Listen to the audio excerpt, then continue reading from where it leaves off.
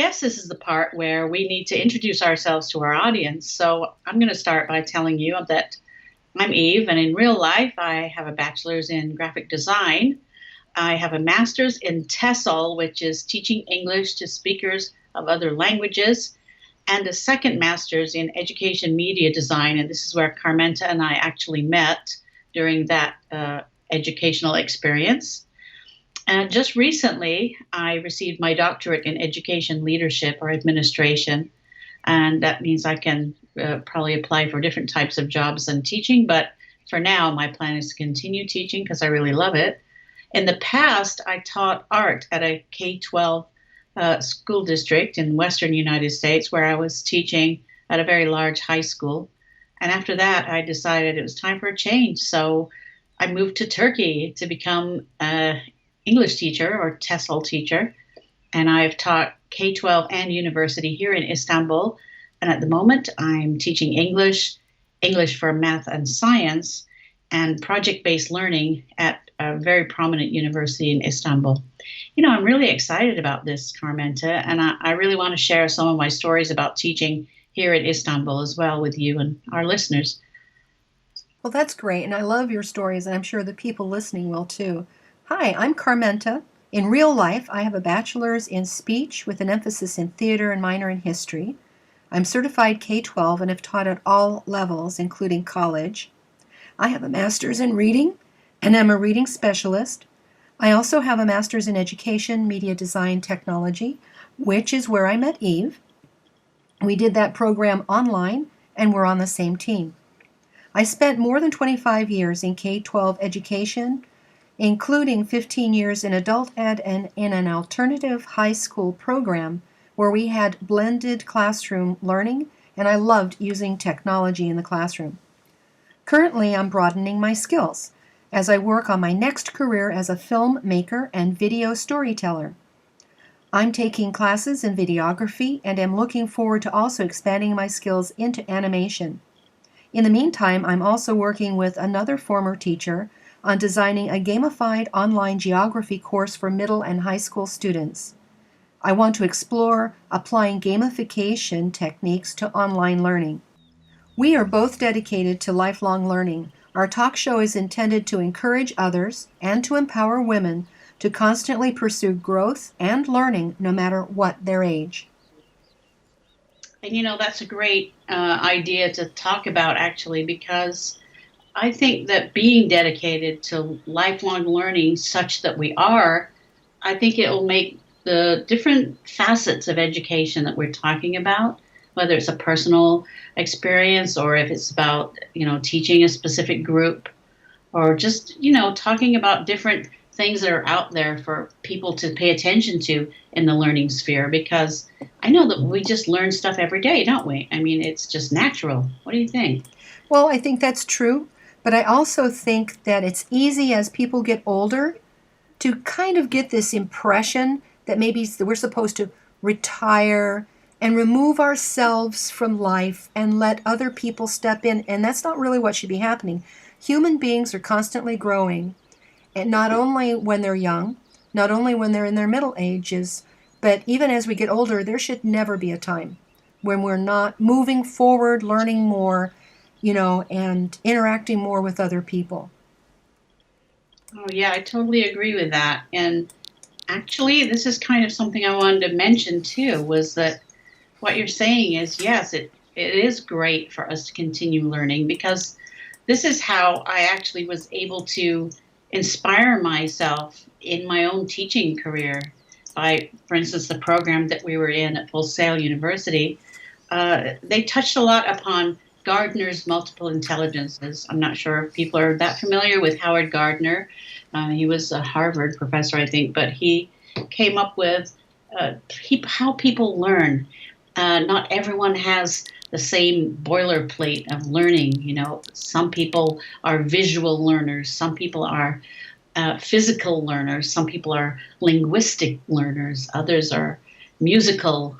There's like a lot of different ways that people somehow see information and how they deal with it. And I've been recently teaching this new course. It's called Project-Based Learning. We call it PROJ. And this is at my university. And I've got students in groups, and each group is responsible for a project. And they've got to report on something. They've got to make a poster about something, an idea, something that's like a problem that they want to solve. And about a week ago, I had this group, and they're all university age students, 18 to 21. And they were in the groups, and I said, this is the class period that we need to have you guys really solidify your survey questions, because they're going to send out some surveys to other students on campus. And we have about 3,000 students on campus, and just to get answers to the things you want to learn about for your project. And they were having the worst time trying to sort out questions. And I thought, this is something that maybe I could apply a gardener's moment to. And so what I did was I said, okay, guys, this is what I want you to do. Here's a bunch of construction paper. Here's some pens, some scissors, some tape, and some blue tack. I want you guys to come up with some sort of constructed conceptual model that helps you to get your ideas for survey questions together. Write them on this construction paper. Make it a shape. Don't make it just a square piece of paper. Turn it into something. And by the end of that class period, every single one of my 4 groups had created not only a really nice piece of artwork, but they also had decided upon, agreed upon, and solidified what their survey questions were going to be. And I thought it was just going to be a very difficult process because nobody was really kind of on board with each other at first. But this teamwork effort, and using that some of them I could tell were more visual learners than others, some were more linguistically attuned than others, it just really made sense to me to try this. And it was just a complete, on the spur of the moment decision of mine. Well, that's really great. You were talking to me earlier also about how some books that we've been reading together have been useful to you. So yeah. What about the master student book? Tell me about that. Well, this is really interesting to me on a personal level. I haven't applied it to teaching as such as I have applied it to looking at myself inwardly. And I think maybe that's kind of a good use for this book for me right now, because I looked in the first part of the book where it says, discover your voice. One of the quotes was, your word creates your world. And I really loved that sentence. It just made complete sense, because how we perceive things, how we communicate, that is our world. And other people are just looking at us from that perspective, because they kind of know how we react to certain things as they get to know us. And I feel that way about my students. As my students get to know me, they've kind of learned to understand how I might react to certain ideas that they have. And with relation to that, our communication styles are something to be mindful of, because exactly that statement, your word creates your world, it's really, really important, especially if you are with a group of people that you're trying to influence or guide in some way. That's great. I think Dave Ellis's book is full of really down-to-earth ideas. I know I used it first at the community college level for students just entering college, and then I liked it so much that when I was teaching in the high school program, I used that also with my students to try to help them, because learning isn't just going to school and reading the book and answering the questions. There's a whole set of skills that a person needs to develop to actually be a learner. Also, you and I are reading The Art of Possibility, that was co-authored by Rosamund Zander and Benjamin Zander, and their idea that they introduced in the very first part of the book, It's All Invented, reminds me a lot about your word creates your world. So I really think the ideas of both of these authors was really cool. And you were talking too about how in the Ellis book, Becoming a Master Student, that you really enjoyed the discovery wheel. I did, and the discovery wheel is one of these, it's almost like a personal inventory or a profile. And I don't want to compare it with any profiles out there, such as Lucier color test or anything like that. It doesn't go into the deep psychological being, but it does touch on different things about how to organize yourself and how your communication styles work. And I did a little quick test of just like the first 4 or 5 points on it. They were more demographic than anything else.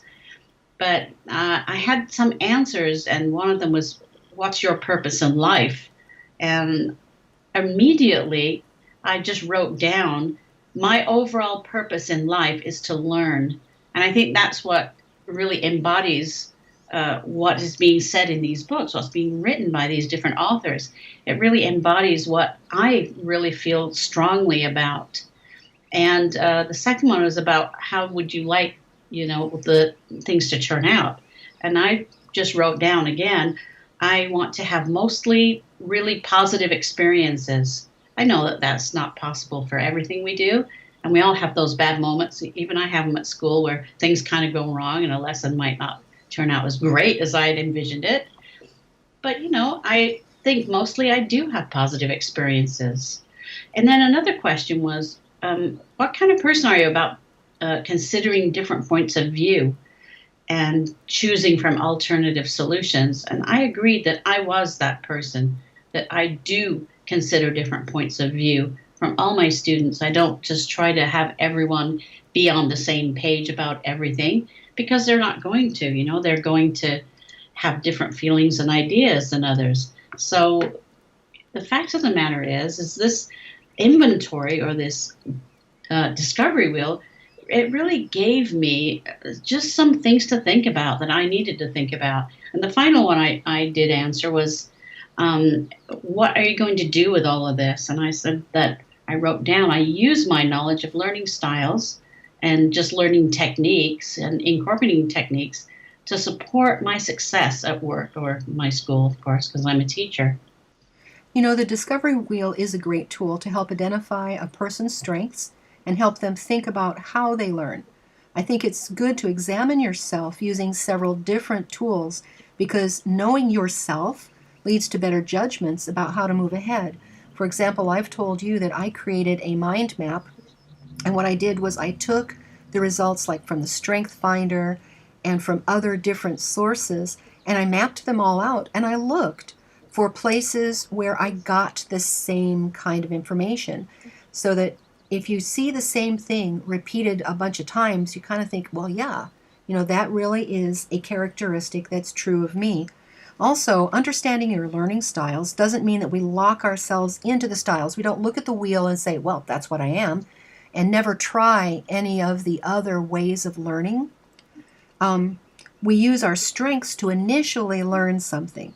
So if we know that we learn better a particular way and we're encountering something new, use your strengths to do that. But then practice using areas that are not your strengths, because eventually the goal would be to be a more balanced person. And all of us have a little bit, maybe, of each of the learning styles somewhere in our makeup. So the discovery wheel is telling us what we're using strongest, what seems to work best for us. But it doesn't mean that we should ignore things that are not really currently something we would identify as our style, but grow as a person until we're using them more and the wheel becomes more balanced. Oh, I think that's absolutely right on the money.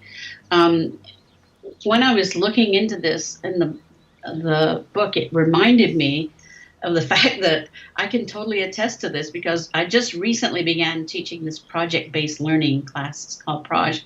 And I wasn't sure that I had the right strengths or the right type of information in my repertoire. I didn't know if I had the right arrows in my quiver for this particular thing, but it turned out that I'm more natural a fit for this than many teachers might be. I like that it's not heavily book structured. In fact, there's no book involved. We have a few documents that the students, make contracts and adhere to and do reflections, writing and things like that. But there's not a textbook for this. It's a completely free, open. Let's see what these students do with this, with just certain guidance. I'm there to ask the right questions, and I can always think of a million. And I'm there to just, say, okay, well, you guys are on the right track. It's looking good. Let's see how far we can get, for next week. And I wanted to talk also about how important, similar to affirmations actually from the book, was writing discovery statements, writing intention statements, and then acting on them. This is at the end of that sort of profile on the discovery wheel. It just talked about, and there's just like affirmations is what it reminded me of. We have to write discovery statements. I'm assuming, because I didn't read that much further into it, but that discovery statements will be almost like reflection. What happened in this lesson? What did I discover? What did I learn about this from, the way students interacted with each other, which was a great one I told you about with the gardeners placing in there for them to, enjoy being together as a team. And then about intention statements, I'm thinking that in that I can expand upon that, have them take a few more risks. What can we get them to try next? That's my intention, to allow them the space and the comfort to feel comfortable to kind of branch out and even delve deeper into their ideas. And the act now is, let's just have this action. Let's get it on paper. Goal setting is presented to us in the world around us in a lot of different ways. In the business world, it's often about setting targets for earning money and then using positive affirmations to get there. And there's nothing wrong with that per se. Being positive is certainly essential. If you're not a positive person, if you're always second guessing yourself, if you're always allowing yourself to be dragged down by negative thinking, not only will you not be very healthy, but you won't accomplish much. But, with people like Dave Ellis and the Zanders, they take the approach of figuring out and accepting who we are. And then for them, goals are about finding out who we are, pursuing the things we love, like for us, learning, and putting all of our heart into them. And then success will follow. So, I really like that approach, and I find that it's a much better fit than, just trying to somehow using positive thinking to kind of grunt out some kind of success. This whole idea of finding the thing you love, pursuing it with all your heart, and then allowing the success to follow just makes a lot of sense to me. Knowing yourself is a key to being a lifelong learner. And in Ellis's book, he shares strategies for knowing who you are, the discovery wheel, that sort of thing, and for dealing with issues that come up. And so the other parts of the book that I'm sure we'll speak about in other episodes are some of those strategies. I really appreciated they're short, they're concise, and they're very practical strategies that he comes up with students, including us, for dealing with issues that might prevent us from learning the way we want to. You're right. It definitely helps. In fact, even looking at ourselves as the students rather than the teachers, I've been looking at myself for a teacher here in Istanbul, Turkey for about 6 years going on. And when I started working on my doctoral degree, I realized that I'm back being a student again while I'm teaching. So it was a huge risk in many ways for me. Can I work full time and still work on my doctorate? Can I take this huge risk of applying for student loans at this juncture in my life when I'll have many years of paying them off? I hope I can put a small dent in it. But what I'm saying is that these are kind of risks, and they are not the kind of risks, of course, that are really terrible risks, but they still are considered risks at this point in my life, in my late 50s. So I think that the risk-taking part of it is helpful to know and acknowledge that. And I do love these books. And just to let our audience know, we will have the reading list on the page there where the comments are in the YouTube video so that people can explore those books themselves. I can guarantee that somebody will enjoy them, I think. Mm-hmm. Yeah, I absolutely. And I think part of being a learner is that you enjoy it so much you want to share what you found out with other people. And so I think that's what we're doing. The risk-taking, as we're talking about that, for our audience's sake, the risk-taking doesn't mean going out and doing dangerous things, like standing in the middle of the freeway and hoping you don't get hit by a car. But it does mean setting aside your fear, because fear can get in the way of advancing in your learning. If we're worried about being wrong, if we think there's only one right answer, and we're afraid to boldly approach learning because we don't want to open our mouths and say something wrong, that's a hindrance. Good learners are willing to take risks, and that includes giving an answer that might turn out not to be exactly on target with what was looked for. People who are afraid of being wrong, or who think the expert or the teacher is the only one who knows the right answer, they have a tendency not to speak because they're afraid of being embarrassed about maybe giving a different answer. They hinder their own progress as learners when that fear of taking that kind of risk happens. And people who set aside that fear, those are the people who succeed as learners. I totally agree with you on that. And a case in point is my Turkish students, because they were raised and went through a school system that really didn't inspire them to speak up, because they knew that if they did, they would be kind of chastising class and, hey, that's the wrong answer. What are you thinking? Why didn't you know that? There's a lot of negativity attached to that kind of teaching. But unfortunately, this is what I've been told by many of my university students that I'm working with now, that they are from this system that doesn't really encourage you to speak up, because that people are going to make mistakes and the teachers aren't going to be real happy. Well, I have tried to instill into my Turkish students that it's fine to speak up, even if they're wrong. I'm just seeing if they have using language that they've learned to try to express themselves. Even if the answer is wrong, it's not as important as that they took the risk of speaking incorrectly and letting go of that fear to respond in class. I try to make them understand that they're in a safe environment for taking those risks, so to speak. Right. And I think, too, you get to a point, as you and I have, where you realize that there may be many different answers. When I was teaching the high school program, because of the type of program it was, there were times when I was helping like GED students with math and stuff. And even though math is not my main area, but the point that I got across to students is that there's more than one way to solve a problem.